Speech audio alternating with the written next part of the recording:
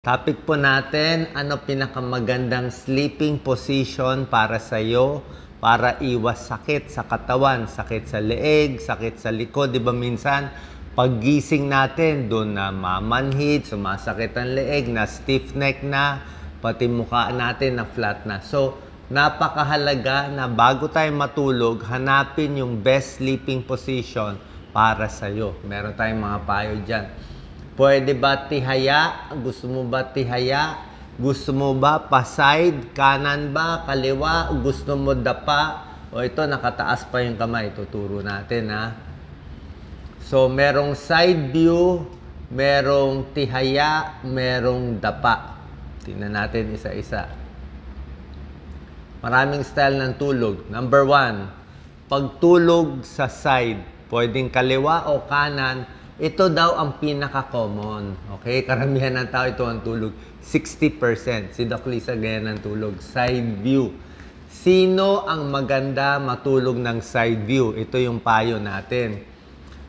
Pwede nyo subukan, ha? Kung bagay sa inyo, tuloy nyo. Pero kung feeling nyo, mas gusto nyo isang side, okay lang naman eh.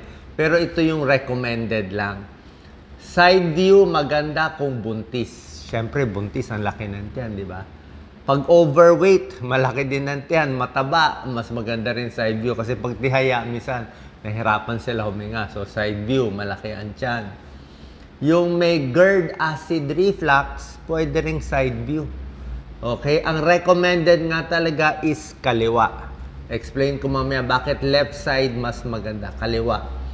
Merong mga masasakit ang likod, pwede rin side view, pero inaayos natin yung unan, pati sa ulo, pati dito sa may paa. Tuturo ko mamaya kung may back pain. Yung humihilik, okay? Malakas humilik, pinakamaganda side view. Kasi kaya tayo humihilik, yung dila kasi bumabagsak sa lalamunan. Very common yung malakas humilik pag nakatihaya, doon lumalakas yung paghilik nila. Baka hindi sila makahinga, yung mga may obstructive sleep apnea. Kaya kailangan sila side view, basta humihilik. Ibang mga senior, mas gusto rin side. Bakit? Minsan kasi sumisikip na yung likod eh. Pag tumatanda, medyo tumitigas na yung likod. Kaya pag nakatihaya, minsan na-i-strain na yung likod nila. Kaya minsan mas gusto nilang side. Depende pa rin yan, ha. So ito yan, side view dito recommended. Pag buntis, left side mas gusto natin. Tingnan mo sa buntis, oh. Dapat yung unan sa ulo, medyo mataas-taas para yung leeg, pati yung likod, diretso. Okay? Ayaw mo na tatabingi siya. Yan ang gusto natin. Tapos, dapat may unan sa gitna ng dalawang hita. Para diretso yung likod. Yan ang purpose niyan eh. Yan ang pinakamaganda. Tsaka pag left side sa buntis kasi, yung atay kasi natin nasa right eh. Kaya pag nasa right, dadaganan dito sa right side, mas hindi maganda. Left side, mas maganda yan sa blood flow. Pagbalik ng dugo mula sa paa, babalik sa puso, maganda yan left side. Yung may GERD, gastric reflux, okay din. To, sa back pain, okay din side, oh. Tulad na sinabi ko, pag nag-side ka na mataas ang unan, mali. Mababa unan, mali. Yung leeg niya, oh, nasasaktan eh. Gusto mo, diretso lang yung leeg eh. Ayan. Ayan, oh, dapat diretso lang. Pati yung likod, tumatabingi. Kaya minsan, lalagyan mo ng, ayan, oh, kasi bumagsak yung paa niya, kailangan may unan sa gitna ng paa. Tapos yung unan, medyo mataas dito sa ulo. Sakto. Huwag sobra taas, huwag sobra baba. Hindi rin pwede walang unan, babagsak yan. Ang problema lang sa side view, mabilis ka maggalaw eh. Paano kung pagtulog mo, biglang natabingi ka na, nawala yung unan mo, di sumakit ang leeg mo. Yan ang problema. Kaya yung iba, nilalagyan ng unan sa harap, sa likod, para mapirmi yung tao. Dapat nakapirmi ka lang ganyang position. Ideally, left side. Pero sa back pain, pwede right side or left side eh. Kung tinatamad na kayo mag-left side, di minsan mag-right side kayo. Okay? Ang problem lang dito sa one side, di ba sabi ko maraming benefits. Sa acid reflux, okay din, left side. Minsan, lipat-lipat, pwede rin para lang hindi kayo sumakit yung shoulder. Ang problema lang sa side sleeping ay shoulder. Yan ang problema, shoulder.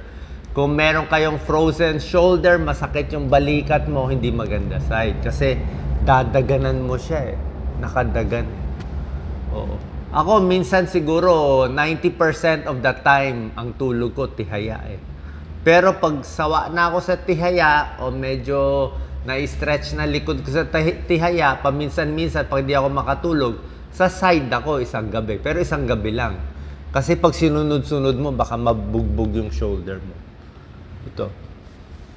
Bawal sa frozen shoulder. Isa pa, pag side, kukulubot. Kukulubot yung mukha mo, pagising mo may kulubot. Konti lang naman. Yan. Yan ang problem sa side sleeping. Left side usually better than right side. Yan. Para sa GERD, gastric reflux, dahil sa position ng tiyan natin nasa left side. Tapos, pati rin sa dapat yung pillow, tama din. Pati pagbalik ng blood flow. Next, ito favorite position ko. Ako, ang gusto ko, sleeping on your back. Pero ito yung second most popular eh. Mas popular yung side view. Side view parang 60%. Ganun ang tulog. Back sleeper, tihaya, 30%. Nakadapa, mga 10%. So ito, 30% of the time, kasama ako dito, gusto ko upright. Diba? Saan maganda tong upright? Maganda tong tihaya kung pwede rin to masakit ang likod, diretso sa likod. Masakit ang leeg. Kung masakit ang leeg mo, maganda tong nakatihaya kasi naka-straight ka lang eh. Pero may tamang position din yung unan. Ito lang mali yung picture Mali itong ulo niya, naka-side. Oh. Dapat diretso ulo niya. Tapos yung kamay niya, mali din, nakataas yung isa. Dapat, pag natutulog ka, ideally, diretso ang ulo, kamay mo, lapat lang dito, pantay. Huwag yung ganyan. Wag yung ganyan. Kasi pa nakataas yung isa, matatabingin ka rin eh. Gusto mo nga diretso yung likod mo eh. Diretso lang, steady lang. Pwede rin nakaganito. Parang sabi ni Doc Lisa. Pwede rin yan. Kaya alam, minsan nakadagan sa dibdib. Okay? So maganda to sa may spine problem. Walang wrinkles yan. Wala kang wrinkles. Maganda ka dito. Sa neck pain, pwede yan. Ang problema lang dito, kung meron kang GERD, acidic ka, o meron kang sipon, laging barado ang ilong. Anong gagawin mo, di ba? Pag nakahiga tayo, barado ilong, di ba? Nasal congestion. Pag nakahiga tayong flat din, nag-GERD, acidic, gagawin mo, tataas mo yung unan konti. Pag may GERD ka, yan, dalawang unan. Meron din mga special na kama na bibili, na natataas na ngayon. Parang hospital bed, maganda yon. Taas mo konti, mga 20 degrees, ganyan, no? Para yung acid sa tiyan, hindi na aakyat. Kasi pag flat na flat ka, aakyat siya. Eh. Wag din sobra taas. Mga ganyan lang kataas. Mga 20 degrees lang. Tama na yan. So, pang acidic, pang GERD, pag stuffy nose, dalawang unan, a little high. A little high lang. Tapos yung unan, medyo mababa. Pag neck pain ang problema mo, sakto mo lang dapat yung unan mo. Yan, o. Sakto lang. Mas mababa konti ang unan ng flat. Pag side view ka, mas mataas ang unan. Naka-side ka eh. Di ba? Naka-side ka. So, kailangan mataas yung unan mo. Pero pag flat, medyo manipis-nipis lang. Tama-tama lang. Yan. Tapos, pirmi ka lang dyan. Okay? Ano ang problema sleeping on the back? Tulad na sinabi ko, ang problema lang dito, kung mataba, buntis, malakas humilik, minsan nagpa-flat lang dito. Yan lang naman ang pinaka-problem. Otherwise, wala naman dapat problema. Pakita lang natin, Doc Lisa, yung pagbili ng tamang unan. Yan. Very important yung unan eh. Mag-invest kayo. Merong mga memory foam, mas maganda. Ako gusto ko malambot-lambot eh. Ayaw mo yung unan na sobrang lambot na parang wala nang laman eh, di ba?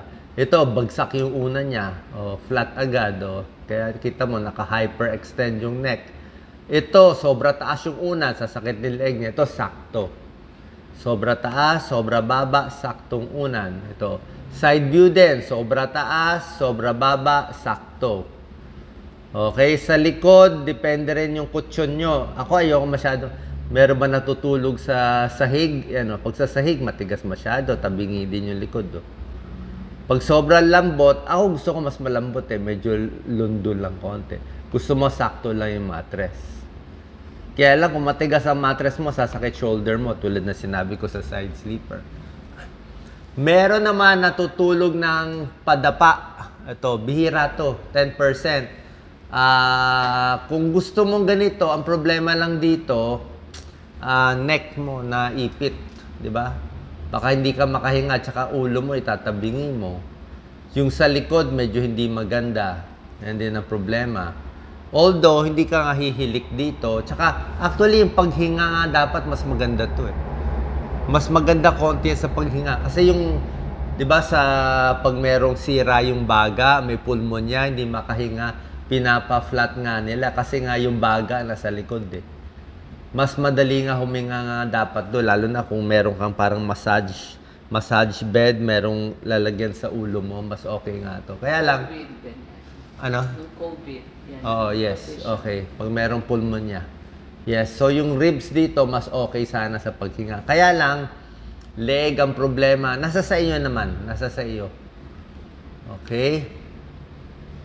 Pag stomach sleeper, bawal sa buntis, neck pain, tsaka may wrinkles yan sigurado sa umaga. Kung gusto mo talaga matulog ng flat, manipis na manipis ang unan. Diba? Nakababa ka eh, konting-konti lang.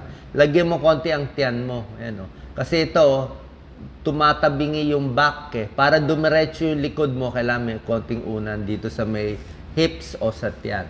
Yan ang secret. Tingnan nyo. Diba tinuro ko sa inyo? Tandaan nyo po pati ito sa side, pag side kayo pala, kailangan ng unan dito. Pakita mo, Doc Lisa. This is the most important slide dito. Kailangan si Doc Lisa lagi may unan. Pag tihaya ako, lagi ako may unan sa ilalim ng paa. Kung may varicose veins, pwede dalawa to. Dalawa lang, dalawang unan. Kung may varicose ka. Yan ang problem. Bukod sa pagtulog, yan, dapa, yan, pinakita ko na. Bukod dito, importante din na pag natutulog ka, huwag ka mahuhulog. Common sense, pero ang dami nahuhulog eh. Ako, nahulog na rin ako eh. Bakit mahuhulog? Nanaginip, binangungot, madilim, di ba? O may dumapong ipis minsan, di ba? Kakaganon mo, natumba ka na. O hindi mo alam, galaw ka ng galaw, pag ikot mo, hulog ka na. Kaya para safe, lalo na sa malikot matulog, sino malikot matulog, taas nyo yung mag-comment po kayo, maganda may harang. Kaya kung may kama, minsan yung isa na tapat sa dingding, gusto ko yon. Tapos may silya ako lagi dito. May silya na medyo mabigat dito. At least half of my body, may silya dito para pag iikot doon, mararamdaman, uy, may black. Uy, dito. Hindi ka mahuhulog. Delikado mahulog. Babali kamay. Mababali, mapa-fracture tayo. Baka tumama pa ulo. So, yan ang mga problem. Minsan naman, isang option, ako madalas gawin ko to, natutulog ako, lalo na pa nag-gird ako. Natutulog ako sa lazy boy o yung mga recliner. Yung recliner. Wala lang ako drawing dito, recliner eh. So, parang silya siya na ano.